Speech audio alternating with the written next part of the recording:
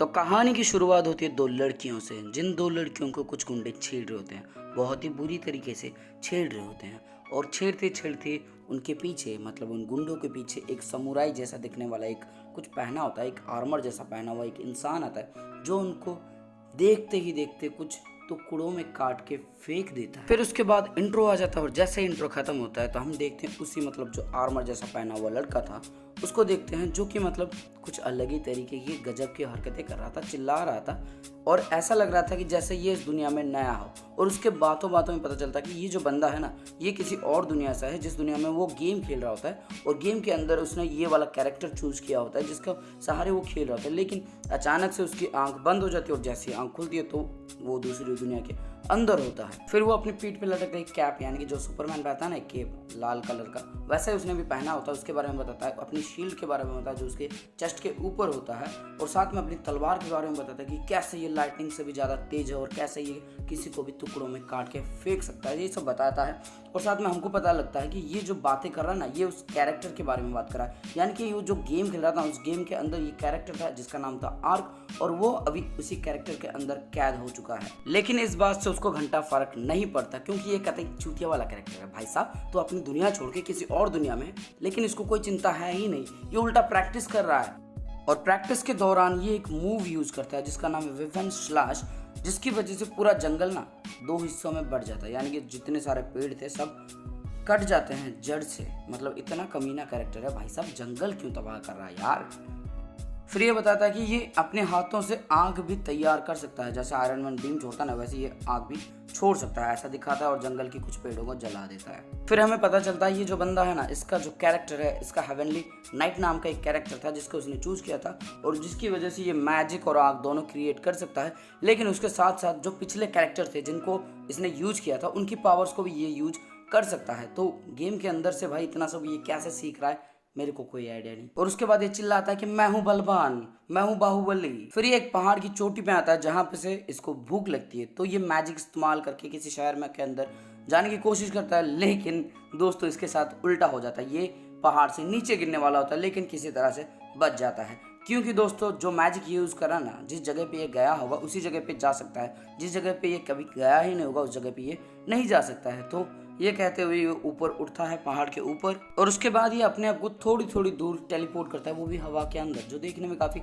अच्छा लगा मेरे को। और ये पता था कि गेम के अंदर ये भी कर सकता था, जिसका नाम था डायमेंशन मूव। इस ये जो मूव है ना, जो हवा के अंदर थोड़ा थोड़ा आगे बढ़ता है, इसको कहा था डायमेंशन मूव। और वो गेम के अंदर ना सिर्फ एक पॉइंट पे क्लिक करता था और बंदा वहाँ पे टेलीपोर्ट हो जाता है, ऐसा कुछ गेम के अंदर था। लेकिन रियल लाइफ में यहाँ पे मजे लूट रहा है। फिर वो थोड़ा पानी पीने के लिए एक जगह पे रुकता है जहाँ पे से वो अपना हेलमेट निकालता है और हमें पता चलता है कि जिस बंदे को हम देख रहे हैं ये तो एक्चुअल में एक स्केलेटल है। और वो भी हैरान हो जाता है क्योंकि उसका जो कैरेक्टर था उसने एक स्केलेटल चूज किया था और उसको डर लगने लगता है कि भाई इस तरह से तो मेरी बेइज्जती हो जाएगी, कोई भी देखेगा तो मेरी बेइज्जती ही करेगा। क्योंकि स्केलेटल जो कैरेक्टर है ना, वो मतलब बहुत ही कम होता है, गेम के अंदर बहुत ही कम लेवल का आता है और एक्सपी पॉइंट मिलना भी उसमें मुश्किल होता है, इसलिए इसको लगता है कि यहाँ पे भी मेरी बेइज्जती होगी और वो उसको कवर करने का ही ज़्यादा सोचता है, यानी कि हमेशा हेलमेट पहनने के बारे में ही सोचता है और हेलमेट कभी ना उतारने का वादा करता है अपने आप से। उसके बाद ये लिबर्टी कैसल डाउनटाउन में जाता है जहाँ से उसको खाने की खुशबू आती है और उसकी भूख बहुत ही ज़्यादा बढ़ जाती है। उसके बाद वो पैसे के बारे में सोचता है, लेकिन इसके पास पैसे तो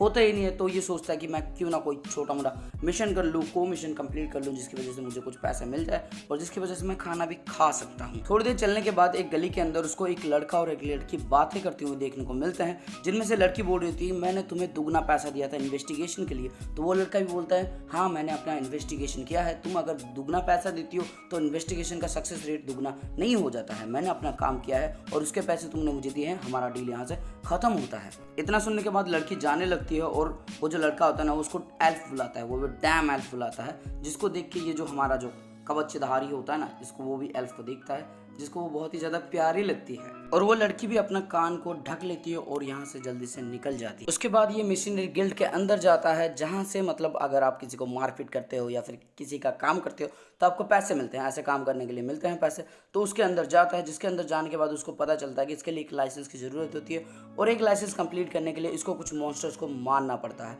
और वो मॉन्स्टर मारने के लिए उसके बाद यहाँ से निकल जाता है। लेकिन ये जाने से पहले हम सुनते हैं कि हर कोई बात कर रहा था कि ये इतना अमीर लग रहा है, इतना कमाल का कवच पहना है, इसको पैसे की क्या जरूरत है, ये जो छोटा मोटा काम करने के लिए यहाँ पे आ गया है। तभी उसका जो मतलब दोस्त होता है ना, जो उसको लाइसेंस देने वाला होता है, वो बोलता है कि शायद उसका बेटे की या फिर बेटी की हालत खराब होगी, शायद वो बीमार होगा, इसलिए ये काम करने के लिए मजबूर हो। और जब ये कवचधारी ये बात सुनता है ना, ये कुछ नहीं बोलता, वो बोलता है अच्छा है, मेरी एक बैक स्टोरी भी बन गई। अब उसके बाद ये दो सूअर को मारता है और ये बोलता है कि ये सूअर कुछ बड़े होने चाहिए थे, गेम के हिसाब से तो बहुत बड़े होने चाहिए थे, मुझे लड़ने में मुश्किल होने वाला था, लेकिन ऐसा कुछ हुआ नहीं। लेकिन तभी एक बहुत ही बड़ा सूअर जैसा देखने वाला एक मॉन्स्टर देखने को मिलता है, जो कि इसके ऊपर आके अटैक करने वाला होता है। लेकिन इसके पास था तलवार, ये इसको दो हिस्सों में काट के फेंक देता है। हमारा कवचधारी दो सूअर और एक सूअर जैसा देखने वाला मॉन्स्टर का शरीर लेके जा ही रहा होता है, तभी देखता है कि दो लड़कियों को कुछ लड़के परेशान कर रहे हैं और उस लड़कियों के जो मतलब होते हैं ना अंगरक्षक, उनको भी खत्म कर दिया है इन्होंने।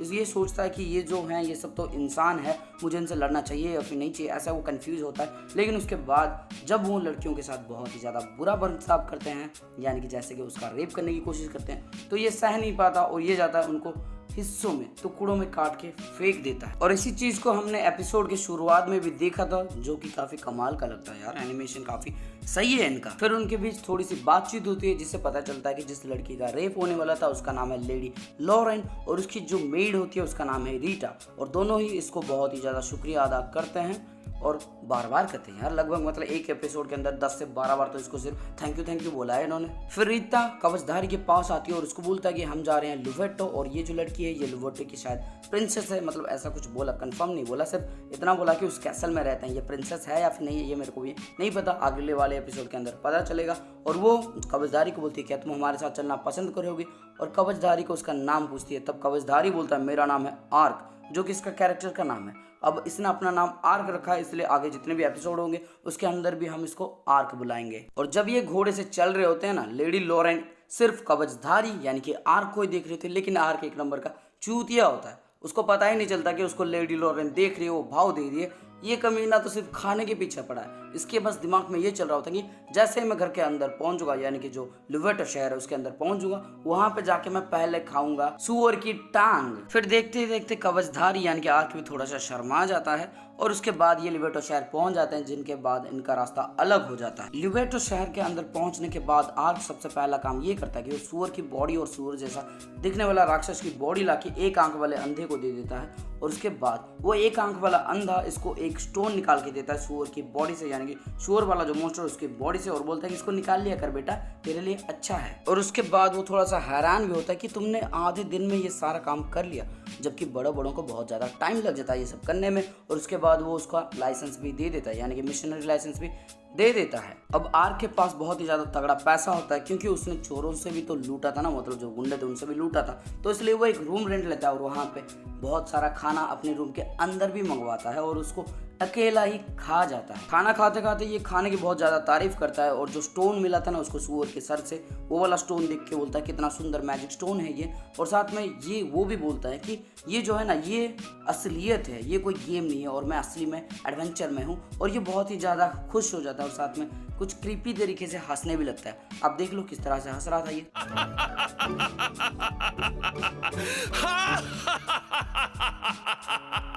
ये साला आर्क बहुत ज़्यादा लंबा हंसता है यार, और बहुत ही क्रीपी तरीके से हंसता है। खैर दोस्तों, आज के इस एपिसोड में बस इतना ही था, पूरा एपिसोड ही एक्सप्लेन कर दिया है। इसका आगे वाला एपिसोड शायद आपको एक हफ्ते बाद देखने को मिले, क्योंकि ये नया वाला एनीमे है, इसके एपिसोड एक हफ्ते बाद ही मिलेंगे, और जैसे ही मुझे मिल जाएगा मैं उसके ऊपर ही वीडियो बना दूंगा। तो उसको देखने के लिए चैनल को लाइक, कमेंट, शेयर और सब्सक्राइब सब कुछ कर देना मेरे दोस्त, क्योंकि ये सब नहीं होगा तो मोटिवेशन नहीं होगा, मोटिवेशन नहीं होगा तो देखने में